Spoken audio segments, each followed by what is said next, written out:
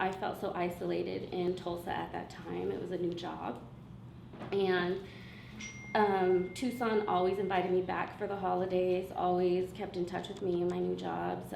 We started Thanksgiving dinner before it became the family reunions with Fcaa.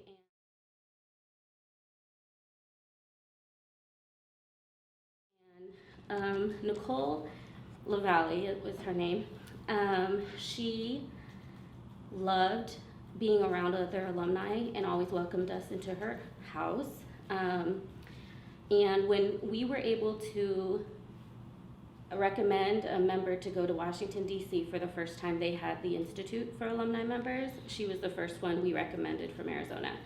She was a little older. She hadn't finished her college degree yet, and most alumni organizations wanted people who had those accolades already. And Fcaa gave us a space to recognize our members who were most active and passionate, and not necessarily on paper what people were looking for. We were able to recognize members that to their core believed in our mission, and she was one of them. And her house was our house. Her traditions became our traditions, and so we were able to rally and plan her funeral.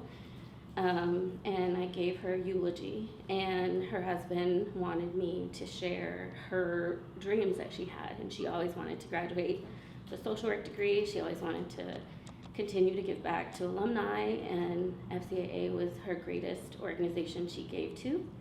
And we wore red and black for her.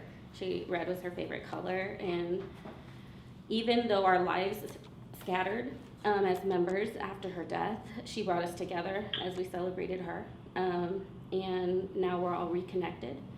Our chapters struggle because of personal things that they're going through, because trauma's hard. When you miss people or you make one mistake, people usually let you go.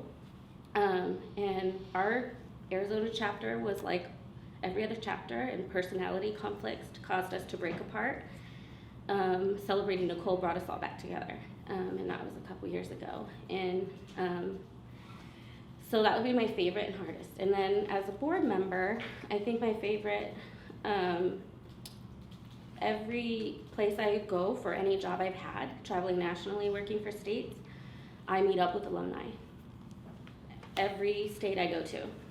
And that's directly because of Foster Care Alumni of America. I've asked to be on other boards, but there's nothing like Foster Care Alumni of America to me. Just like my sisterhood and my sorority, Fcaa is another part of me. Every state I go to, I'm staying with an alumni's family here for this trip. And so everywhere I go, I make sure I connect with at least one member wherever I go. And without the network from Fcaa from 11 years ago, that wouldn't be around. If Fcaa didn't exist, I wouldn't have had a family when my adopted family was still looking for me. And so as a board member, I've been able to utilize that role, which has some clout to people. If people hear that you're part of Fcaa's board, they want to get to know you for some reason, and I get really nervous.